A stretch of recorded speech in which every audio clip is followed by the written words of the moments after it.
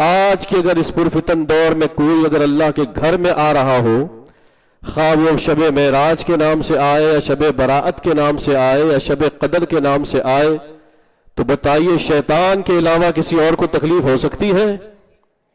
اگر کسی کو تکلیف ہوگی تو وہ شیطان کو ہوگی، کیونکہ وہ نہیں چاہتا کہ اس طرح اللہ کا گھر آباد ہو جائے اور اس طرح لوگ جمع ہو کر اس کی توحید کے نغمے گائیں، اس کی حمد و ثنا کرے، اس کا ذکر کرے۔ صرف اور صرف اگر کسی کو تکلیف ہوگی تو شیطان کو ہوگی۔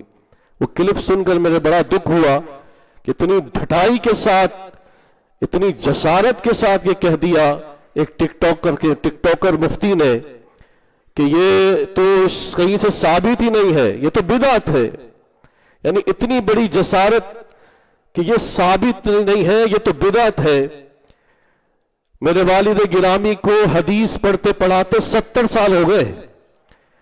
آج بھی اگر آپ ان سے کوئی جا کر سوال پوچھیں گے، کوئی حدیث پوچھیں گے، تو وہ یہ نہیں کہیں گے کہ یہ ہے ہی نہیں، وہ کہیں گے کہ میری نظر سے نہیں گزری، ہو سکتا ہے کہیں پر لکھی ہو۔ یہ ہے علم کہ میری نظر سے نہیں گزری۔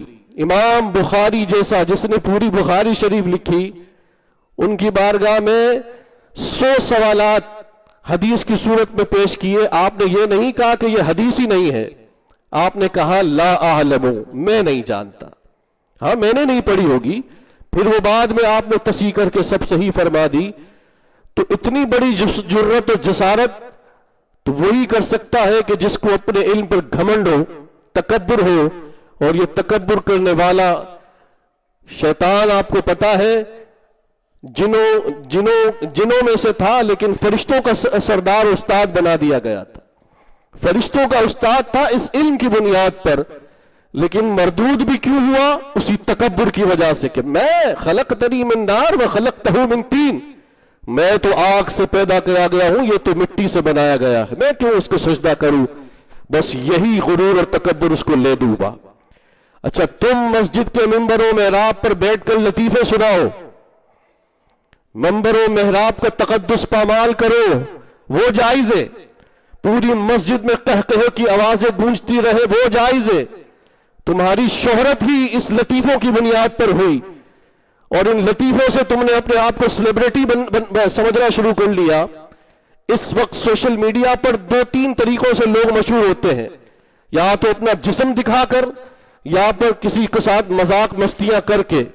تو تمہاری تو شہرت ہی اس لطیفوں کی وجہ سے ہوئی، اور تمہیں لوگوں نے تھوڑی عزت دے دی تو تم اب اس بات پر آ گئے کہ فلاں کام جائز نہیں، فلاں کام ناجائز نہیں۔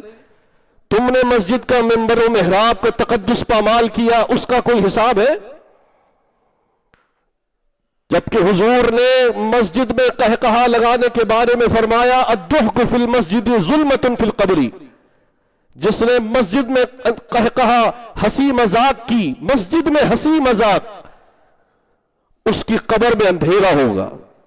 تم بیٹھ کر لطیفے سنا رہے ہو، اور وہ بھی ایسے ایسے لطیفے کہ جو ہم عام مجلس میں نہیں سنا سکتے۔ وہ ہمارے حضرت صاحب کو جب ہم نے ایک بات سنائی تو انہوں نے کہا یہ عالم لطیفے نہیں سنا رہا، یہ ایک مسخرے کو علم پڑھا دیا کسی نے جس کا غلط لوگوں کے اندر امپیکٹ ہو رہا ہے۔ یہ مسخرے کو علم پڑھا دیا، اور وہی کام آپ ممبر و محراب۔ تم کیا سمجھتے ہو اور لوگوں کو نہیں آتی؟ یہ ایک سے ایک فنٹر پڑے ہوئے ہیں، لیکن ممبر و محراب کیا تقدس، اس کی حیا لوگوں کو یہاں ایسی ویسی بات کرنے سے روک دیتی ہے۔ ہم نہیں کر سکتے کیا یہ سب؟ لیکن ممبر و محراب ممبر رسول ہے، اس کا تقدس، اس کو ملحوظ رکھنا ہمارے لیے لازم ہے۔ گفتگو میں شائستگی ہو، گفتگو میں ادب ہو، اخلاقیات ہو، لطائف سنا لو، وہ جائز۔ اور ہم اگر مسجد میں بلائے، ذکر کریں، اللہ کا نام لے، وہ ناجائز اور وہ بدعت ہے، وہ تمہاری بدعت جائز ہے۔